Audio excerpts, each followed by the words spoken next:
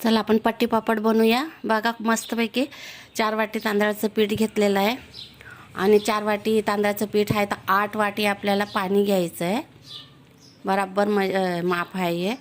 एका वाट्याला 1 वाट पीठ असलं का 2 वाटी पाणी, असं 4 वाटीला 8 वाटी पाणी घेतलेलं आहे।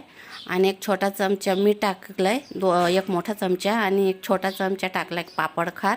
आणि पाणीला मस्तपैकी उकळी काढायची। उकळी आली का पाण्याला, पाणी उकळलं का पीठ टाकून द्यायचं आहे आणि पिठाला पण चांगली उकळी काढून घ्यायची। आणि उकळी आली का नाही त्याच्यानंतर आपल्याला लाटण्याच्या साऱ्याने मस्तपैकी पीठ शिजून घ्यायचं आहे आणि पुन्हा झाकण ठेवायचं। 10 मिनिटं झालेलं आहे। आता साच्यामध्ये भरूया, टेरेसवर जाऊन या मस्तपैकी पट्टी पापड बनवूया। आणि एकदा हातावर घेऊन बघायचं पीठ हाताला चिटकतं का, झालेत बघा, तयार आहेत। आणि आता तळून दाखवते बघा, मस्तपैकी फुगत आहेत। व्हिडिओ आवडला तर सबस्क्राईब करा, प्लीज सबस्क्राईब करा, लाईक